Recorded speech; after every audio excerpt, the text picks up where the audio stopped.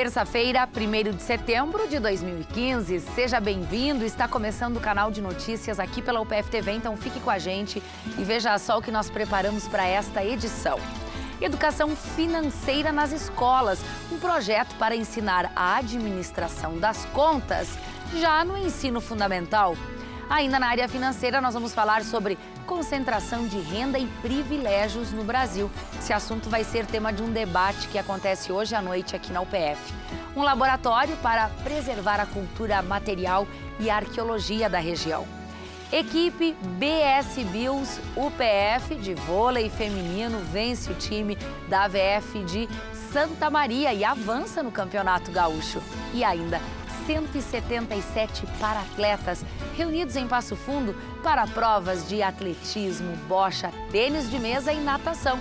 A gente mostra como foi o campeonato paradesportivo que aconteceu aqui na universidade. Continue conosco porque você já viu, né? Aqui encontra mais conteúdo.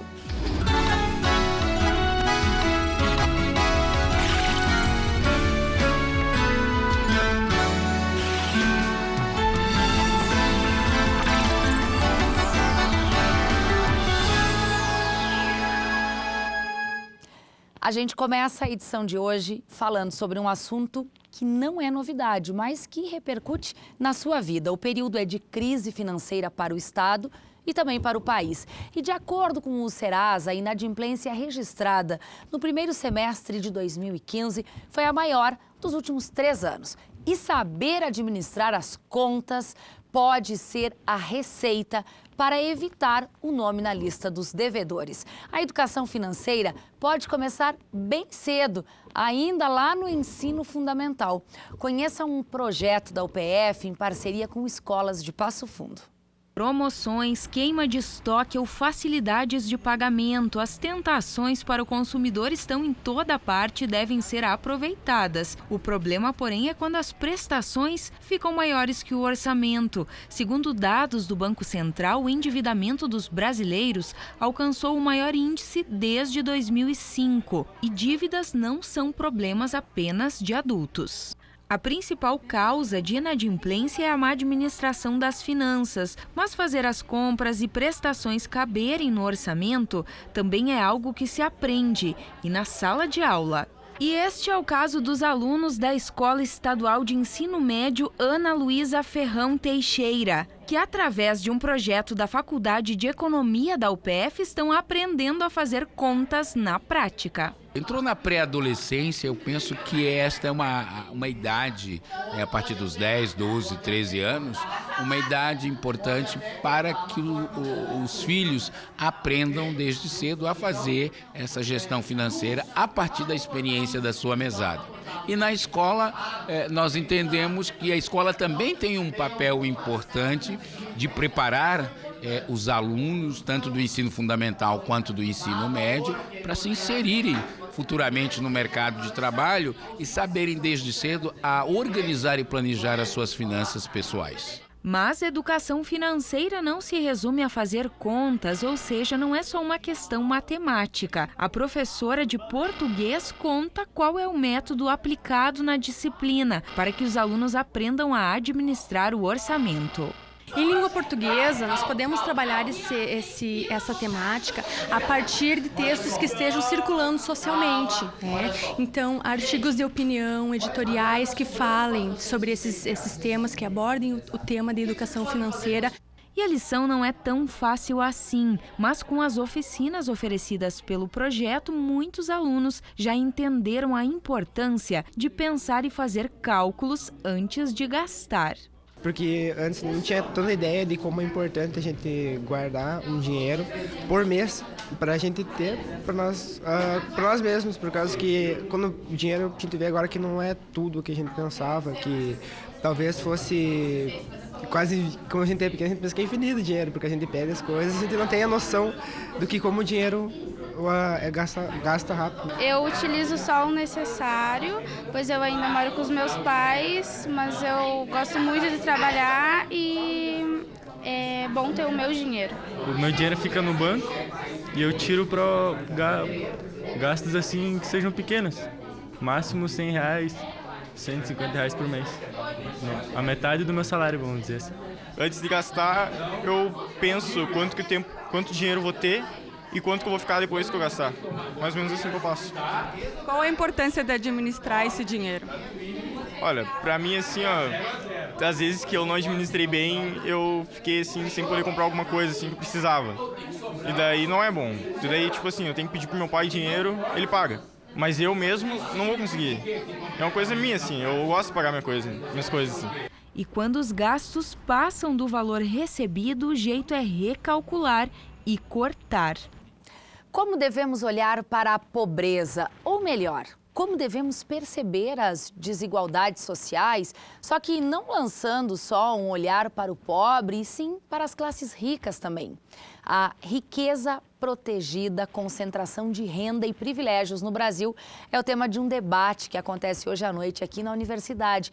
E para a gente aproveitar e aprender um pouco mais sobre este assunto, nós convidamos o coordenador da área de Ciências Sociais da UPF, professor Vinícius Halber. Seja bem-vindo ao UPF TV. Obrigada por aceitar o nosso convite, professor. Obrigado, é sempre bom ter a oportunidade de falar aqui na UPF. Por que é importante a gente ter um olhar, uma reflexão sobre o rico, sobre as riquezas e não só sobre o pobre e as pobrezas, algo que é tão discutido entre vocês, sociólogos, por exemplo? Pois é, a sociologia tem se preocupado com as desigualdades sociais desde que surgiu, não só de renda, né? Tem desigualdades que são étnicas, tem desigualdades que são de gênero, enfim, tem muitas formas de desigualdade, mas, óbvio, a riqueza e a pobreza, né, são as maiores formas de desigualdade que a sociologia estuda. E a gente estuda muito não só a pobreza, que foi o primeiro objeto de estudo, mas a riqueza também, porque elas estão muito relacionadas uma com a outra, né? Não existe, isso é uma fórmula clássica da economia, não existe riqueza absoluta nem pobreza absoluta, é sempre uma relativa com a outra, né?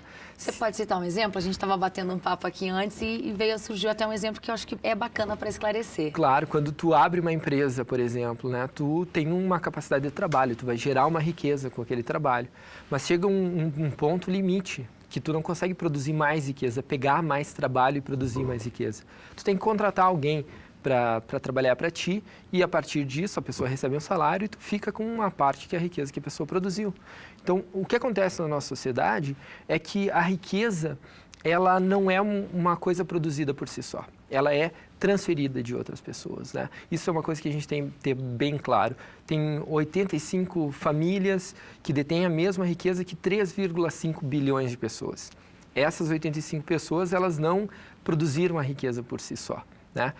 Ninguém tem a capacidade de produzir R$1 trilhão, ou alguns bilhões de reais sozinho com o seu trabalho, né? Essa riqueza tem que ser transferida. Então, hoje a gente tem um olhar não só mais para a pobreza, que foi muito estudada já, mas também agora para a riqueza. O professor Catoni é um especialista no assunto. Pois é, poucos são os sociólogos no país que se dedicam a estudar a riqueza. Um deles é esse que a universidade recebe hoje à noite. Pois é, a riqueza é um tema tabu na sociedade. Até as pessoas nos censos, por exemplo, têm muita dificuldade em captar a verdadeira dimensão da riqueza e dos ricos no Brasil, justamente porque as pessoas tomam muito cuidado a falar da sua riqueza, né? Ficam com medo de ter algum aproveitador, assaltos, essas coisas. A gente é muito cuidadoso com isso, até mesmo por causa do imposto de renda, né?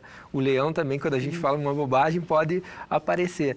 Então, é um tema que é muito protegido, é muito pouco falado sobre a grande riqueza que se acumula em certas camadas sociais no Brasil, né? Claro que o outro lado tem a pobreza, mas a pobreza a gente estuda bastante, né? Enquanto sociólogos, assistentes sociais. Com certeza. Agora, a riqueza é um tema muito difícil, até porque todo mundo quer chegar na riqueza. E tu desmistificar a riqueza é uma coisa bem problemática para a sociedade. Bom, para quem se interessa por este tema, um pouco disso que você está nos trazendo é o que vai ser falado logo mais à noite por esse pesquisador também. Claro, o professor Catani, ele vai aqui falar sobre a riqueza para a gente, ele é um grande pesquisador do assunto, professor da URGS, convidado em Oxford, fez já vários pós-doutorados e ele é um especialista no assunto, né? A gente vai aproveitar para chamar ele para cá, para divulgar também a nossa especialização em ciências sociais que a gente está formando agora, né?